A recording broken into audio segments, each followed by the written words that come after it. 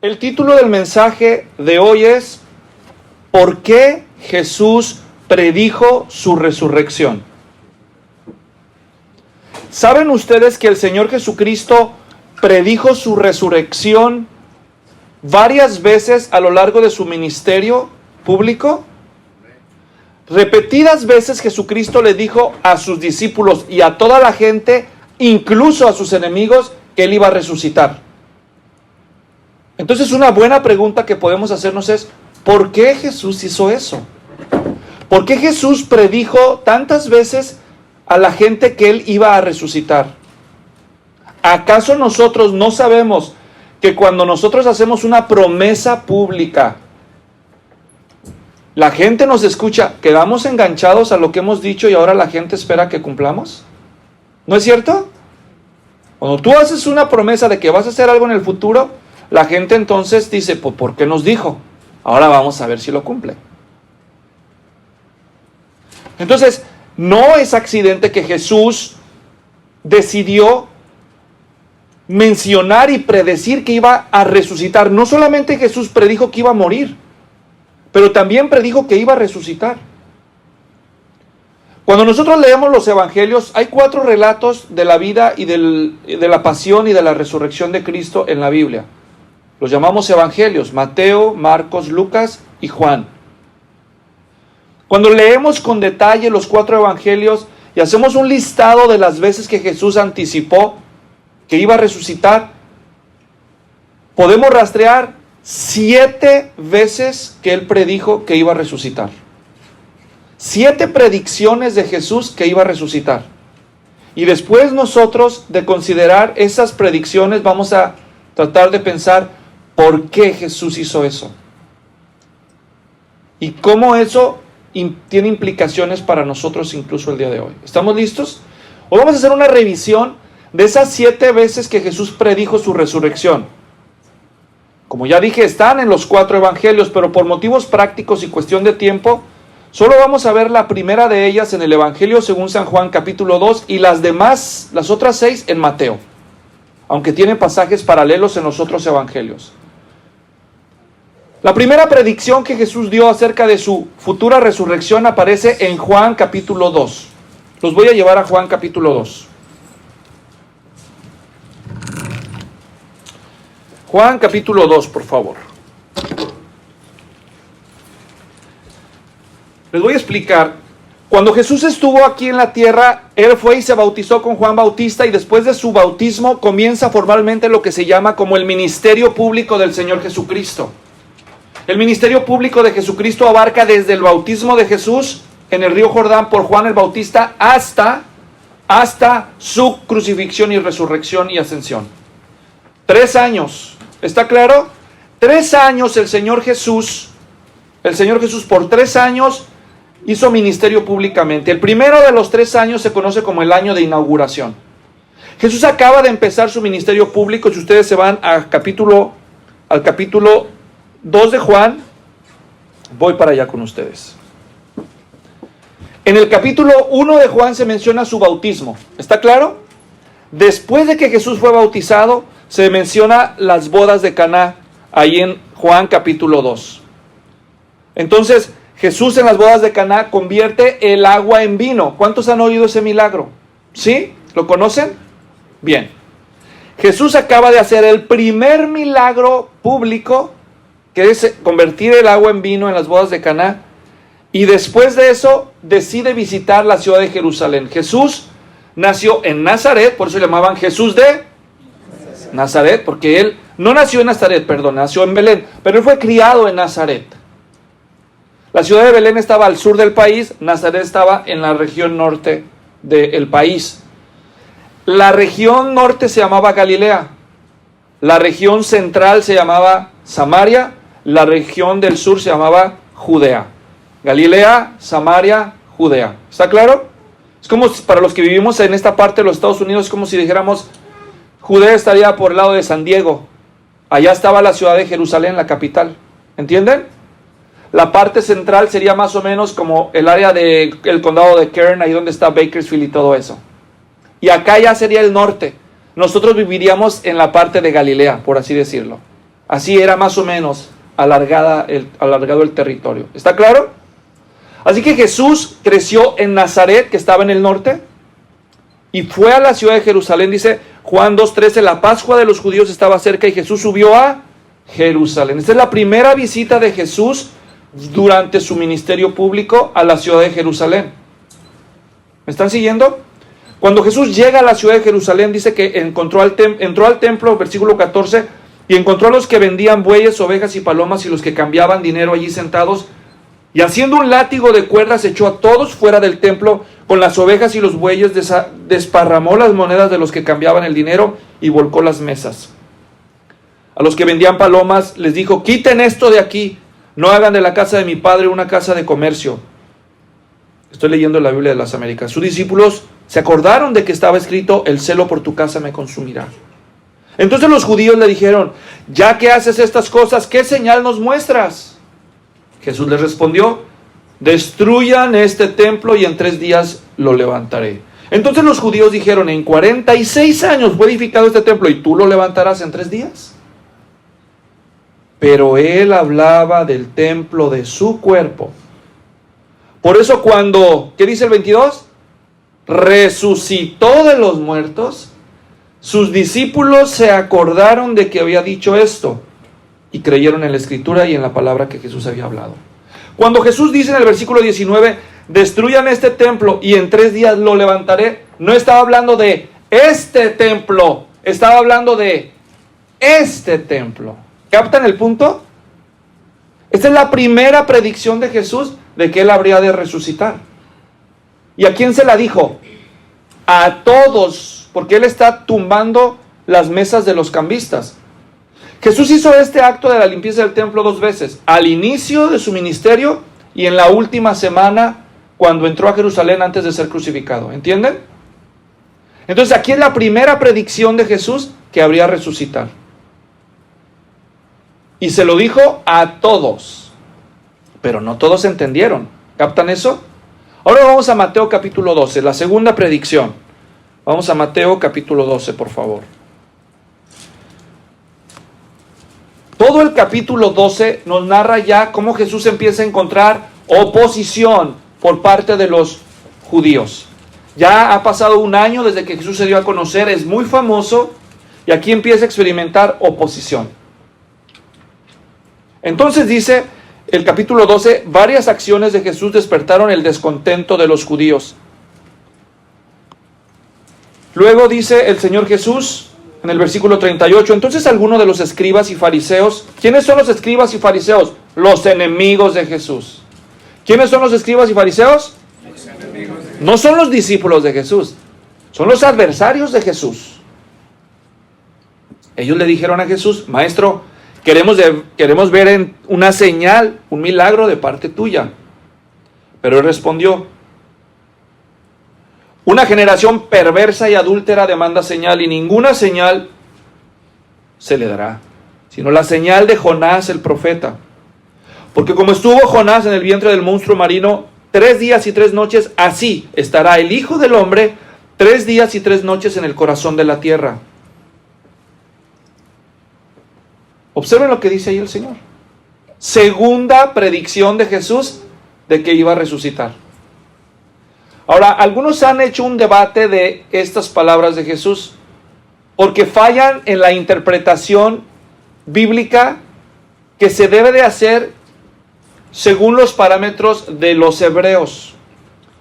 Hay una expresión idiomática hebrea que también le llamamos hebraísmo de tiempo. En la cultura hebrea o judía, los días comienzan a las 6 de la mañana, no a las 12 de la noche, como para nosotros. ¿Captan? ¿A qué horas empiezan los días? Y terminan a las 6 de la tarde. ¿Está claro?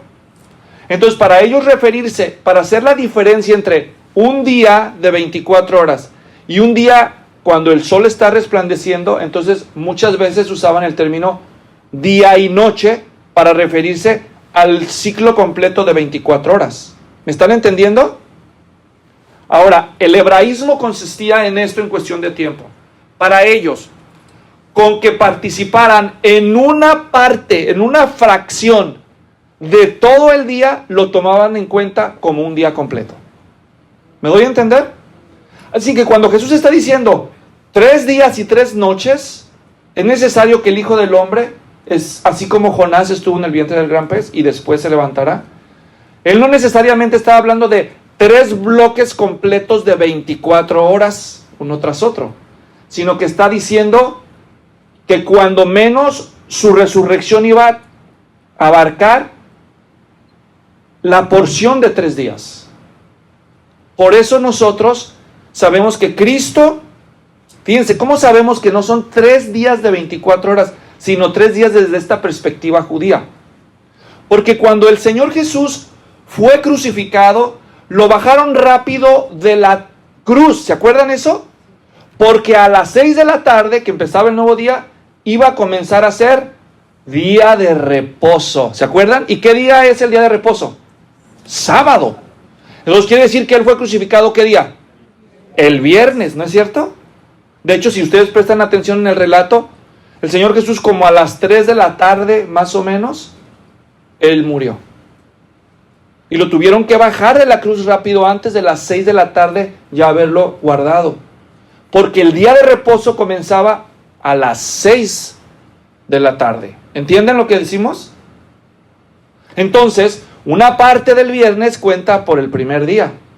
El primer día y noche en el hebraísmo. ¿Me voy a entender? Pero no 24 horas, sino es parte del día 1. Todo el sábado, el día 2. ¿A qué horas empieza el día? 6 de la mañana. Entonces, para que Jesús haya resucitado, ¿qué día resucitó el Señor? La escritura es muy clara, el primer día de la semana. ¿Cuál es el día séptimo de la semana? El sábado. ¿El séptimo día qué día es? El sábado. Y si el Señor resucitó el primer día de la semana, ¿qué día es? Domingo. Cuando los discípulos fueron a buscarlo era temprano. Y cuando llegaron ya no lo encontraron.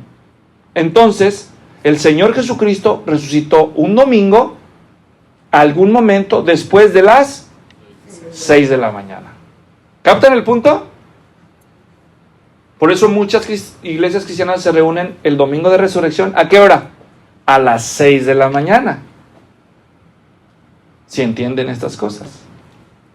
Si es que quieren, le llaman un culto especial de resurrección. Porque no es por el amanecer, sino es porque a esas horas el Señor resucitó. ¿Captan? Jesús dijo por segunda vez a sus enemigos que Él iba a resucitar en un lapso de 3 días desde la perspectiva judía. He escuchado unas explicaciones que contradicen las escrituras, especialmente de parte de algunos grupos sabatistas. Ellos a fuerzas quieren completar que fueron 3 días de 24 horas, entonces mueven la crucifixión para el miércoles para que les coincida. Pero la escritura es muy clara porque dice que lo bajaron de la cruz pronto antes que comenzara el día de reposo. ¿Me entienden? Solo basta investigar un poco acerca de entre los principios de interpretación, las expresiones idiomáticas hebreas y van a encontrar eso. Pero bueno, a fin de cuentas, Cristo predijo su resurrección por segunda vez. Vamos al siguiente pasaje, por favor. Estamos en Mateo. Ahora vamos a Mateo capítulo 16.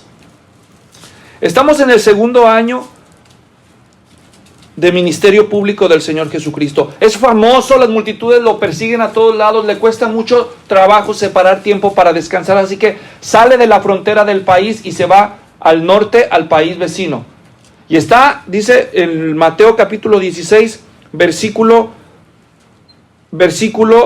13, cuando Jesús llegó a la región de Cesarea de Filipo, preguntó a sus discípulos. Para los que no saben, Cesarea de Filipo es una ciudad romana incrustada en la frontera norte de Israel. ¿Está claro? No es una región judía. Llegó allí y preguntó a sus discípulos, ¿quién dicen los hombres que es el Hijo del Hombre? Esa es la forma en que él se refería a sí mismo, el Hijo del Hombre. Y ellos, los discípulos, los apóstoles, respondieron, pues unos Juan el Bautista, otros Elías, pero otros Jeremías o alguno de los profetas. Para los que no conocen mucho de Biblia, Juan el Bautista fue el último de los profetas de Dios antes del Mesías. ¿Está claro eso, verdad? Pero antes de Juan el Bautista hubo muchos profetas. Jeremías, que se menciona aquí, fue uno de ellos. Elías fue otro de ellos, pero no fueron los únicos. Entonces Jesús dice el 16:15, ¿y ustedes quién dicen que soy yo?, les preguntó Jesús. Versículo 16, Simón Pedro respondió, tú eres el Cristo, el Hijo del Dios viviente. Entonces Jesús le dijo, bienaventurado eres, Simón, hijo de Jonás, porque esto no te lo reveló carne ni sangre, sino mi Padre que está en los cielos. ¿Qué dice Pedro? Tú eres el Mesías que esperábamos. ¿Entienden eso? Es algo muy bonito, muy profundo. Y Jesús lo reconoce en Pedro. Pero nada más acaba de platicar con Pedro. Y en el versículo 21 dice, desde entonces Jesucristo comenzó a declarar a sus discípulos que debía ir a Jerusalén y sufrir muchas cosas de parte de los ancianos, de los principales sacerdotes y de los escribas, y ser muerto, y, ¿qué más dice ahí? Los que tienen la Biblia. Y resucitar al tercer día. Otra predicción de Jesús de que iba a resucitar. ¿Está claro? Y resucitar al tercer día, dice Jesús. Siguiente predicción. Siguiente capítulo. Vaya a Mateo capítulo 17. Pasa todo esto, pasa un tiempo, y un día Jesús, a estas alturas es tan famoso que ahora no solo tiene 12 apóstoles, sino tiene miles de personas que lo siguen y se hacen a sí mismos llamar seguidores de Jesús, discípulos de Jesús. Jesús tiene muchos discípulos, pero solo 12 apóstoles, ¿está claro? Entonces un día Jesús les dice a los 12 apóstoles, a ver tú, Pedro, Jacobo y Juan, vengan conmigo. Los demás aquí se quedan con la gente. Y no le da permiso a nadie más de seguirlo, y Jesús se sube a un monte. Y en ese monte desciende una nube y los cubre, y se oye la voz de Dios que dice, este es mi Hijo amado. Y se levanta la nube y ahí está Jesús, hablando con Moisés y con Elías. Para los que no saben mucho de datos bíblicos, Moisés fue el profeta más importante de todo el Antiguo Testamento. Vivió 1470 años más o menos antes de Cristo. Ya tenía mucho de muerto, ¿no es cierto? Pues no estaba tan muerto, porque ahí apareció a un lado de Jesús. Para los que niegan que hay vida después de la muerte. Y Elías también vivió varios siglos antes de Jesús. Y ahí está con Jesús y están platicando.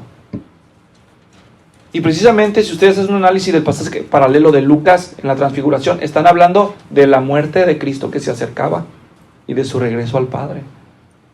Y ahí están Pedro, Juan y Jacobo viéndolos platicar. O sea, Moisés y Elías hablan con Jesús, conocen a Jesús, están hablando de temas que ellos conocían. Y los otros, los apóstoles, nada más viendo y diciendo, ¿pero qué es esto? Entonces a Pedro se le ocurre una gran idea. Vamos a hacerle 3 casitas de campaña. O ellos las llamaban enramadas, porque las hacían pues con ramas. Y la nube los cubre y se oye la voz del Padre que decía, este es mi Hijo amado, a él oigan. Y se levanta la nube y solo queda uno. ¿Quién quedó? Jesús. Y luego resplandeciendo. Revelando gloria a Jesús ahí. Y ellos quedan pasmados.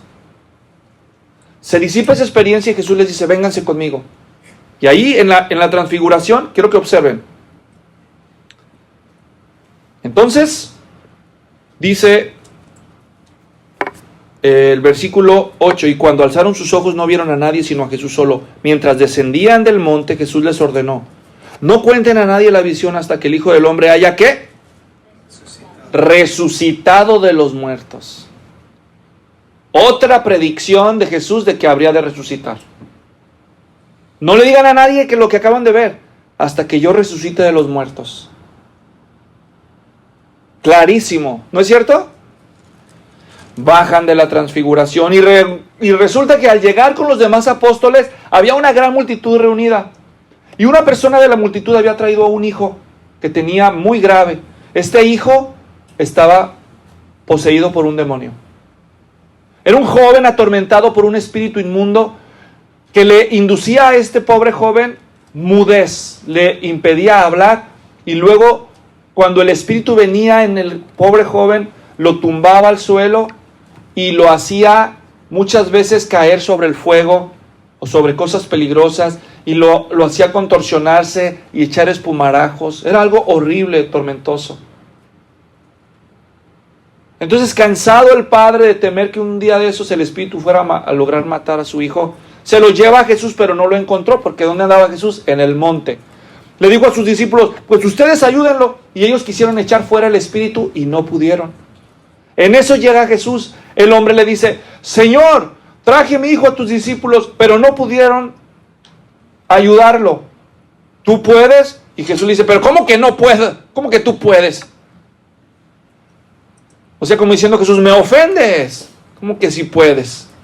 Y Jesús echa fuera el demonio con la palabra de su poder. Y ya que se va el espíritu inmundo, pues termina aquel día y queda Jesús con sus discípulos otra vez, después de ese encuentro. Y dice el versículo 22. Mientras andaban juntos por Galilea, Jesús les dijo, el Hijo del Hombre va a ser entregado en manos de los hombres. Lo matarán y al tercer día, ¿qué dice? Resucitará. Y ellos se entristecieron mucho. Ahora, ¿cuántas predicciones llevamos? ¿Alguien las va contando? Juan, cuando está ahí en el templo, ¿verdad? Y luego Mateo 12, ¿se acuerdan? Lo de Jonás, ya van 2.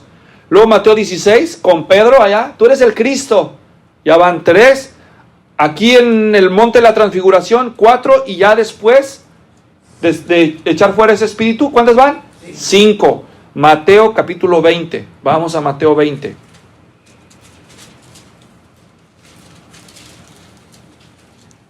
En Mateo 20 ya es el tercer año del ministerio público de Cristo. Ya está en sus últimos días antes de morir. La oposición ha aumentado a un grado extremo. Lo quieren matar en varios lugares del país. Jesús cuenta una parábola muy dura para los judíos. No tenemos tiempo para explicarla en el principio del capítulo. Pero dice en el versículo 17, cuando Jesús iba subiendo a Jerusalén, esta es la última vez que Jesús va a visitar Jerusalén. Cuando Jesús llega a Jerusalén, 5 días y lo crucifican. ¿Entienden? Ya esta es la última etapa de la vida y del ministerio público de Jesús.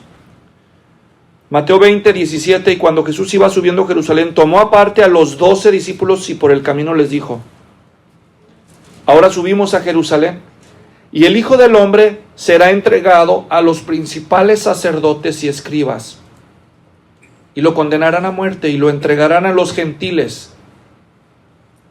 Diga gentiles. Gentiles. Los gentiles no son los amables, ¿verdad? Ay, qué gentil, pásale por aquí, por favor. No está hablando de esos gentiles. En el mundo judío, en la mentalidad judía, había judíos y gentiles. Allá doña Florinda les llamaba la chusma, ¿me entienden? Pero ellos no le llamaban así. ¿Cómo le llamaban? Los gentiles. Ahí van todos, tutti frutti, toda la bola ahí entra, ¿verdad? Todos los que no sean judíos, para ellos son gentiles. En una forma despectiva. Ahora Jesús no solamente dice que él iba a ser el objeto de los maltratos de su propio pueblo, de los líderes de su pueblo, sino que dice claramente en el versículo 19, lo entregarán, los líderes de su pueblo, lo condenarán a muerte y lo entregarán ¿a quién? A los gentiles, para burlarse de él, lo azotarán y crucificarán. ¿Quién era el único pueblo gentil que crucificaba en los tiempos de Jesús? Entonces, ¿en quién estaba pensando Jesús? Los romanos, obviamente, ¿entienden? ¿Cuál era la nación que oprimía a Israel en los tiempos de Jesús? Los romanos, no había otra.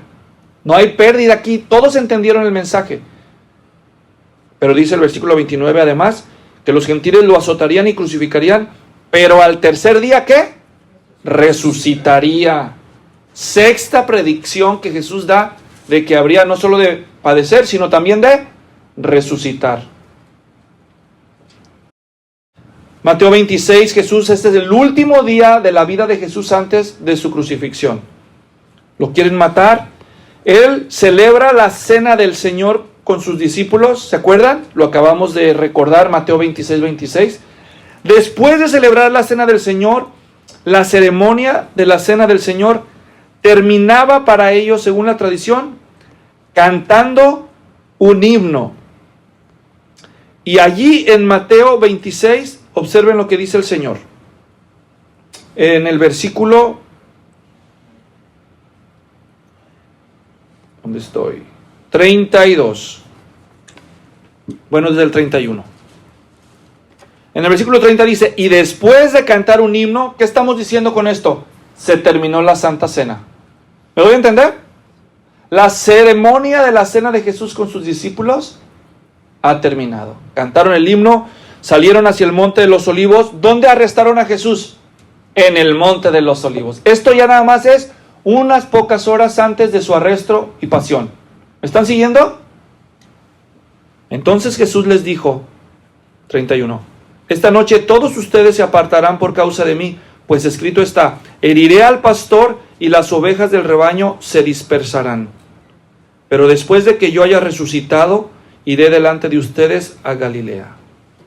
Séptima y última predicción de que Jesús iba a resucitar. ¿Ven eso? Justo antes de ser arrestado.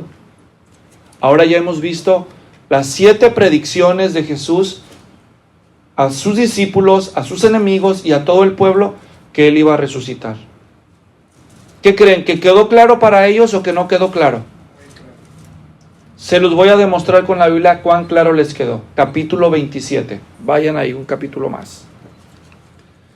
Jesús ha muerto.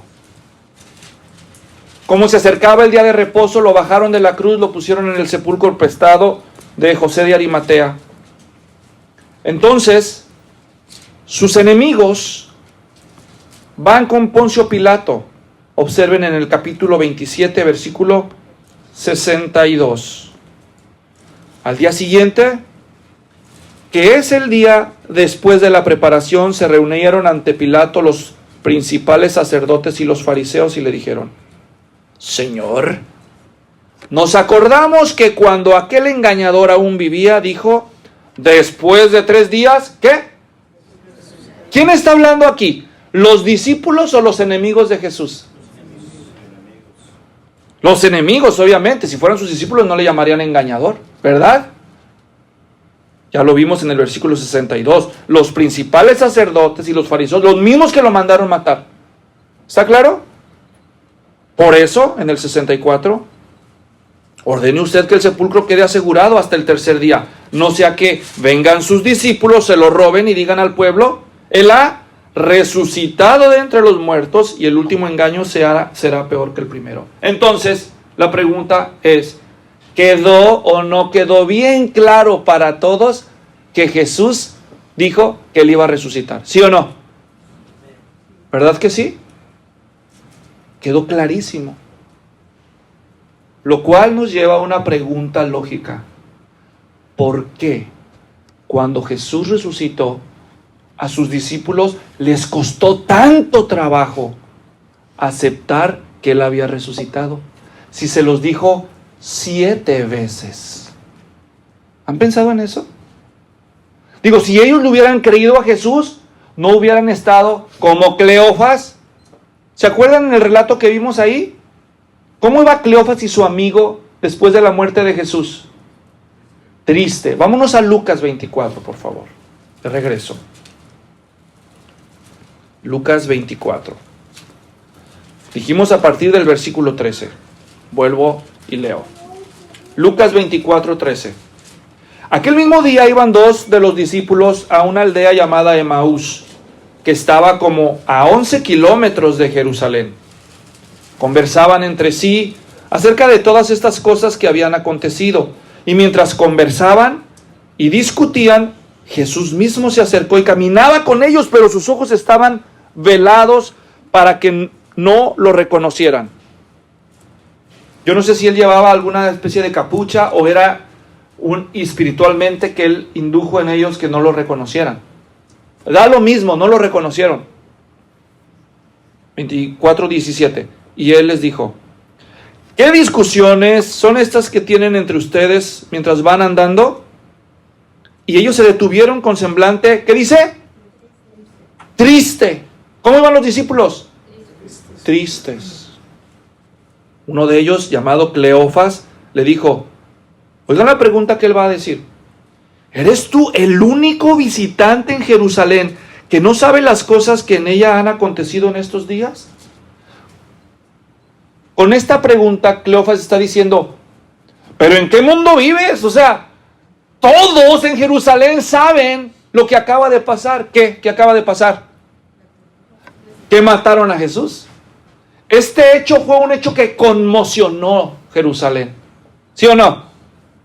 Oiga, Pilato, Herodes, el mismo Sanedrín, todo el pueblo, crucifíquenlo. O sea, ¿quién no supo lo que pasó?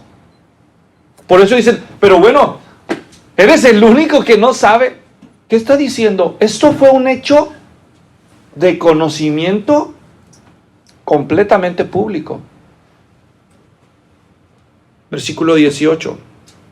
¿Eres tú el único visitante de Jerusalén que no sabe las cosas que en ella han acontecido en estos días? ¿Qué cosas? Les preguntó Jesús. Y ellos le dijeron, las referentes a Jesús el Nazareno, que fue un profeta poderoso en obra y en palabra delante de Dios y de todo el pueblo. Y cómo los principales sacerdotes y nuestros gobernantes lo entregaron a sentencia de muerte y lo crucificaron. 21. Este es el versículo clave. Escuchen. Ahora, antes de leerlo, esta es la pregunta que estamos respondiendo.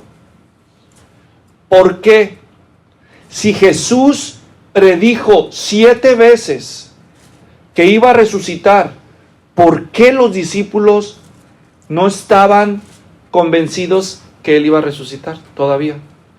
Eso sin contar los cuando menos 10 textos del Antiguo Testamento que profetizan que Él iba a resucitar además, que todos conocían. Las profecías del Antiguo Testamento, más las predicciones de Jesús que iba a resucitar, y todavía ellos no creían que Él iba a resucitar, aunque oyeron las predicciones de Jesús. Y la pregunta, ¿por qué?, va a ser respondida en el versículo 21.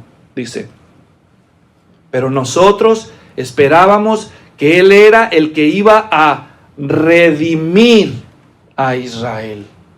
¿Qué es redimir? Rescatar.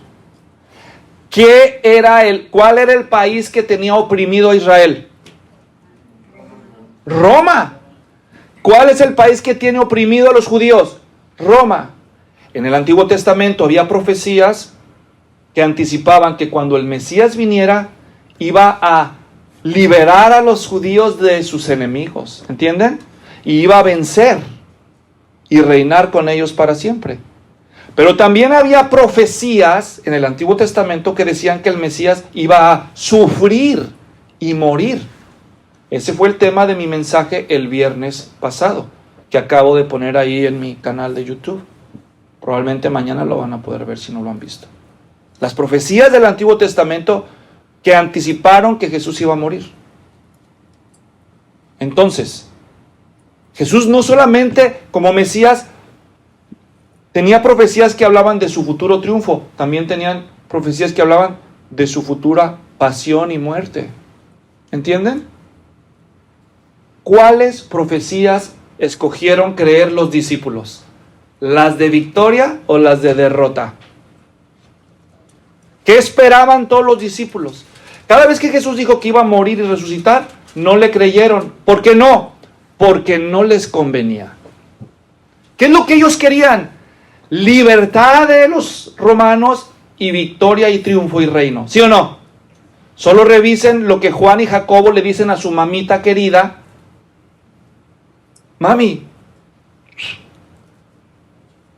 vaya y dígale a Jesús que cuando venga en su reino, pues yo a la derecha y el otro a su izquierda. No, dile tú, mijo, no, ya lo conozco, capaz que, pero si usted se lo pide. Bueno, el texto no dice, pero es obvio que se implica, porque la madre de ellos la que va. Jesús acaba de decirles en Mateo 20 que Él va a morir y padecer, ese pasaje que ya leímos, y lo que hacen inmediatamente después de esa confesión es que viene la mamá de Juan y Jacobo a pedirle a Jesús que cuando venga en su reino ponga sus gerruñis ahí a la derecha y a la izquierda. ¿En qué están pensando en ellos? Ellos en el reino, no están pensando en la cruz. Él les acaba de decir que Él va a ser crucificado por los gentiles, pero se resisten a aceptar esa revelación, porque ellos se aferran a las revelaciones que les convienen a ellos. Pero cuando Dios dice cosas que no les convienen, ¿qué hacen con eso? Las ignoran. ¿No somos nosotros como ellos? No negamos que Dios vive, no negamos que Jesús ha resucitado. Miren la sociedad, hasta lo convirtió en un día festivo. La gente va a la iglesia, dice la gente que cree en Dios, o a veces, y que creen que Jesús resucitó. Pero ¿saben cómo ellos miran a Dios? Y muchos de nosotros así también. Mientras lo que diga Dios me convenga, soy creyente. Pero si no me conviene, lo ignoro. O sea, yo agarro de lo que Dios dice, lo que a mí me conviene, pero lo que no, pues no. Cuando una persona vive su vida de esta manera, con sus acciones está demostrando una cosa. ¿Quién es más importante para ella? ¿Dios o ella misma? ¿Quién? Ella misma. Porque cuando Dios y ella no coinciden, cuando los planes de Dios son diferentes a los planes que ella tiene para sí misma, entonces escoge aquello de Dios que conviene a sus planes y lo que no, lo ignora. ¿No es eso un problema común?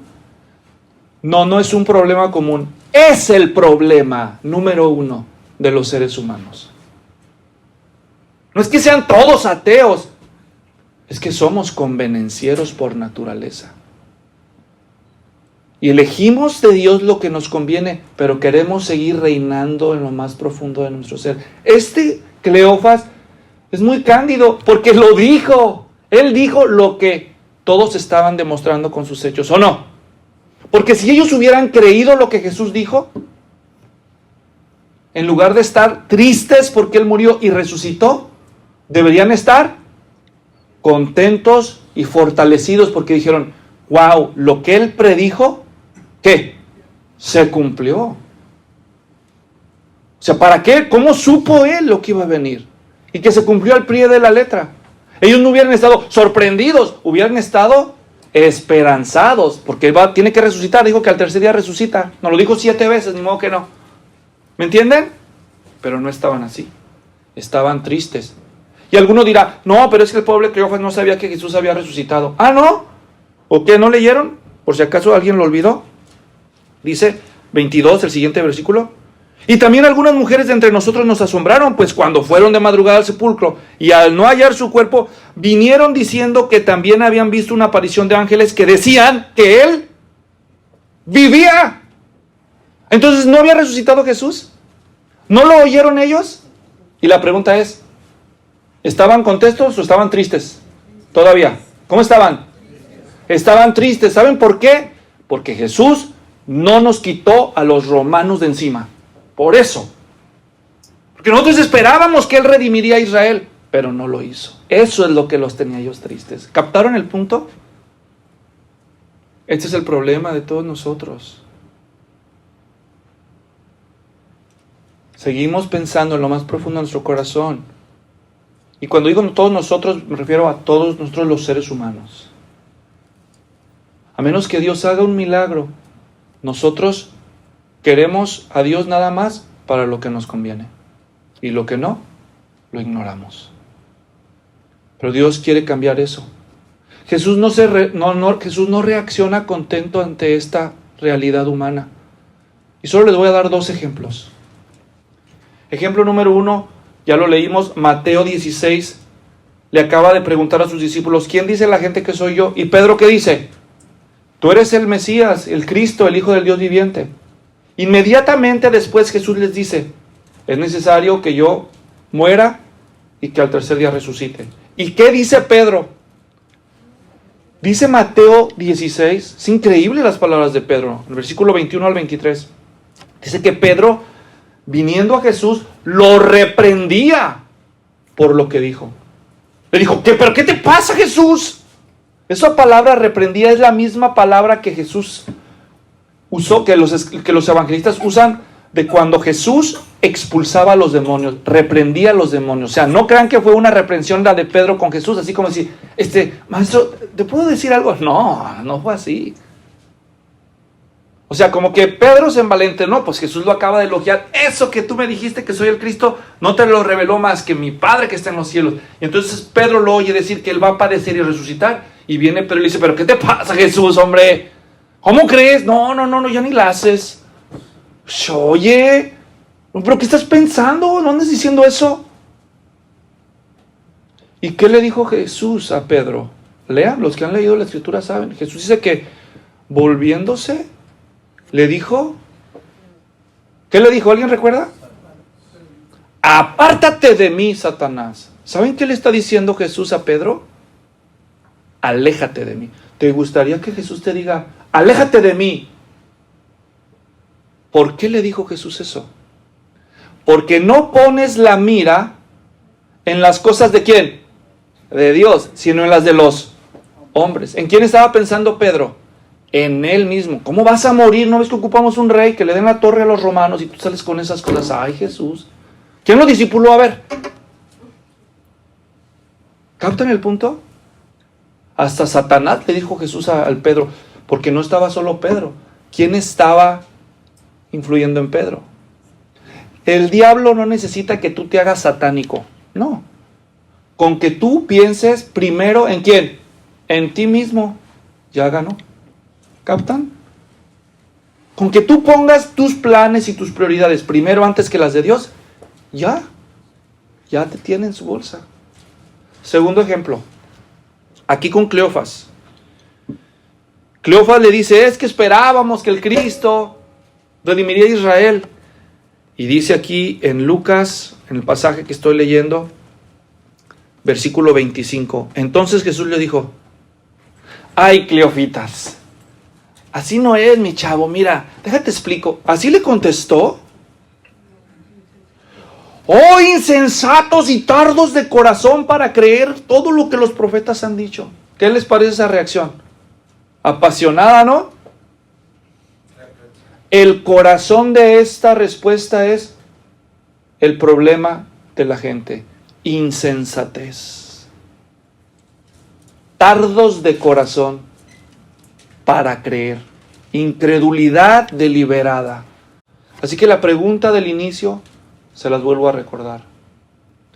¿Por qué Jesús predijo tantas veces de una forma tan clara y tan pública que iba a resucitar? Para dejar claro algo.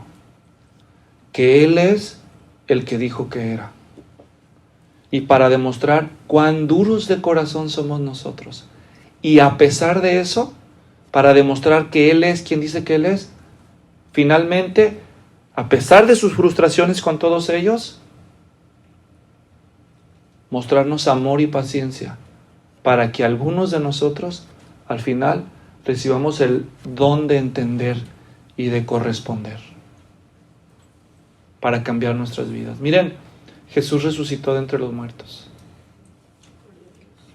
Pero Él lo hizo con propósitos.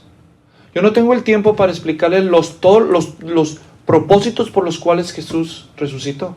Yo ya hablé de eso en un mensaje que prediqué el mes de abril del año 2019 y ahí está en mi canal de YouTube. Solo busquen los propósitos, por qué es importante la resurrección de Cristo, de Luis Floriano.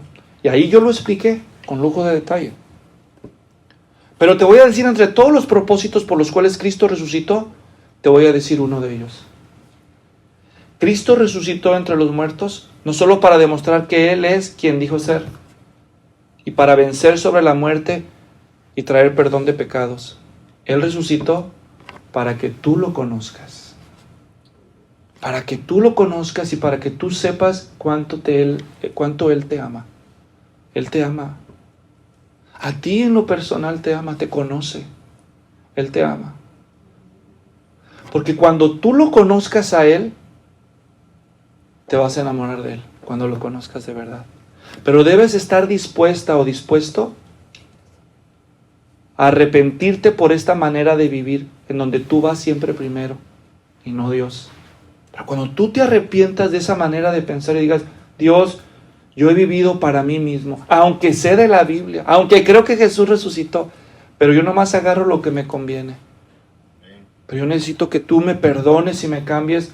Yo quiero ponerte primero ahora. Yo quiero aceptar que Cristo murió por mí y yo quiero vivir para Él y no para mí mismo. Cuando tú te decidas hacer eso, vas a empezar a conocer a Jesús y entre más lo conozcas, más lo vas a amar. Porque nosotros lo amamos a Él, porque Él nos amó primero. Cristo resucitó para que lo conozcas de manera personal y para que al conocerlo y conocer su amor, tu vida pueda cambiar. Yo les podría decir otras muchas razones por las cuales Jesús resucitó. Pero con esta termino. Jesús resucitó y vive, y la demostración más poderosa para muchos de nosotros de que Él vive, ¿saben cuál es? Es que Él ha cambiado nuestras vidas. Yo fui un joven lleno de enojo. Cuando yo era joven, a los 16 años de edad, yo estaba lleno de odio. No había amor en mi familia, en mi hogar no había amor. Había maltratos. Yo tenía mucho rencor contra muchas personas. Pero obviamente lo disfrazaba. Yo desde pequeño resulté ser un buen estudiante. Y me condecoraron. Allí mi papá en su casa tiene una pared con todos mis diplomas. Y las cosas que me dieron. Y todos me elogiaban. Yo fui un niño muy querido por parte de mis abuelos y de mis tíos y de muchos primos. Pero yo no me sentía amado. Yo estaba lleno de enojo, de odio, de deseos de venganza contra personas que habían hecho cosas contra mí. Pero yo lo disimulaba. Yo aparentaba ser muy feliz y exitoso con mis estudios. Pero solo Dios y yo sabía lo que había dentro. Y un domingo como este, fui invitado a una iglesia. Y un hombre como yo explicó algo parecido a lo que yo les acabo de explicar. Y cuando él terminó dijo, si tú estás cansado de vivir esclavo de tus pecados, quieres que Dios te perdone y quieres que Dios cambie tu vida, entonces hoy es el día de salvación. Arrepiéntete y acepta a Cristo como tu único Señor y Salvador. Si tú quieres eso en tu vida, si ya estás cansado de vivir para ti mismo, centrado en ti mismo, entonces arrepiéntete y acepta a Cristo. Y ese día yo dije, yo quiero el perdón de mis pecados. Yo sí quiero. Él dijo, y los que quieran levanten su mano y pasen aquí al frente. Claro que me daba vergüenza, yo no quería, qué vergüenza, ¿no? Muchacho. Pero pudo más este deseo de que mis pecados fueran perdonados. Y yo levanté la mano y yo pasé ese día al frente. Yo no sabía lo que iba a suceder. Él solo dijo, dale una oportunidad a Cristo y vas a ver lo que sucede. Yo no sabía, yo no estaba, más, a él no le creía todo, pero sí quería que mis pecados fueran perdonados porque eran muchos, créanme, yo sabía, tenía mucho en mi récord. Y hice lo que cada persona que quiere que su vida cambie tiene que hacer. Escúchame bien, si de todo lo que digo te queda algo, escucha esto. Si tú quieres que tu vida cambie, tienes que dar un paso de fe. Ya has oído lo suficiente. Ahora lo que tienes que hacer es dar un paso de fe. Yo no tenía todas las respuestas, tenía mucho miedo, tenía miedo que me enredaran en una secta, que me fueran a engañar, pero algo me decía que Jesús es real, que Él podía cambiar mi vida, porque yo empecé a ver la vida de otras personas cambiar. Entonces yo quería eso. Y yo di un paso de fe y dije, ok Jesús, si es cierto lo que dicen de ti todos estos fanáticos, que tú puedes cambiar una vida, que puedes quitar este miedo a la muerte que tengo, este odio, este desprecio que siento contra ti mismo y contra otros, contra mí mismo y contra otros. Si tú puedes hacerlo, ok, aquí está, te abro mi corazón, ven a mi vida. A ver, aquí estoy yo. Yo no sabía lo que estaba empezando. Ese fue el día que empezó el cambio de adentro para afuera en mi vida. Nunca me imaginé yo, olvídense jamás que yo iba a estar aquí predicando la palabra de Dios. Ni estoy diciendo que todos los que toman esta decisión van a terminar haciendo esto. ¿Qué más quisiera yo? Pero Él tiene su propósito para cada vida. Pero Él cambia vidas. Jesús es real. Jesús vive y todos los que hemos cruzado esa frontera a través de la fe, lo sabemos. ¿Cuántos aquí Cristo ha cambiado su vida? Levanten la mano. No soy el único, ¿ven? No estoy inventando. Pero eso la gente cree que es locura porque no lo han vivido. Solo aquellos que lo viven saben que es verdad. ¿Y tú? ¿Qué te impide hoy que tu vida cambie? ¿No estás cansada, cansado de esa manera de vivir? ¿En serio? ¿Amas vivir así vacío, con odio? ¿Rencoroso? ¿Sin propósito? ¿Sin saber qué será de ti? Cristo vive, es verdad. Él resucitó. Y cambiado nuestras vidas, Jesús.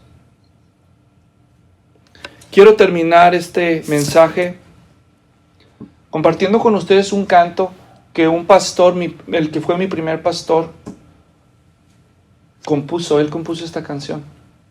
Yo recuerdo a ese pastor con mucho cariño y de él aprendí esta canción. Y esta canción resume lo que el Señor hizo por Cleofas, por mí y lo que quiere hacer en ti.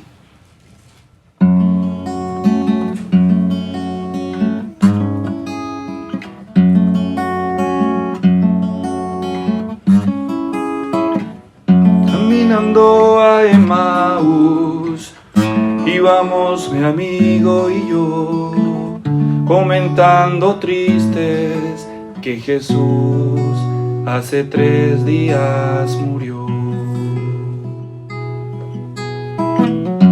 Pasando así un forastero se acercó y nos preguntó: ¿por qué estáis tan tristes hoy? Le dijimos que Jesús, varón profeta, poderoso delante de Dios, había muerto, mas también que ya en la tumba no está. ¿Dónde estará? El maestro estaba cerca, cerca de mí. El maestro caminó, mi lado siempre así. El maestro y salvador de mi alma caminaba junto a mí.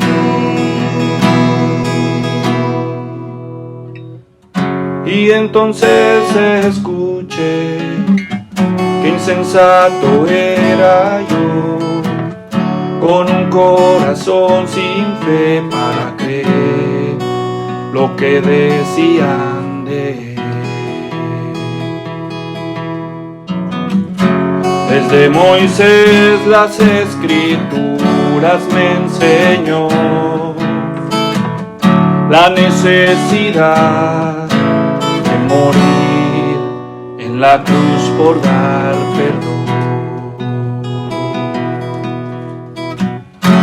Yo lo invité a quedarse en mi casa a cenar y al partir el pan abrió mis ojos. El que ha muerto hace 3 días, vivo está por la eternidad. El maestro estaba cerca, cerca de mí. El maestro caminó el camino junto a mí. El maestro y salvador de mi alma caminaba junto a mí. El maestro estaba cerca, cerca de mí. El maestro caminó el camino junto a mí. El maestro y salvador de mi alma junto a mí el camino, hasta que mis ojos abrió.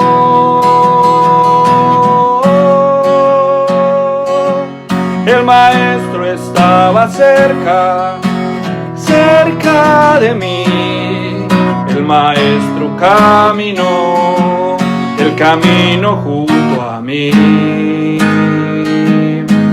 El maestro y salvador de mi alma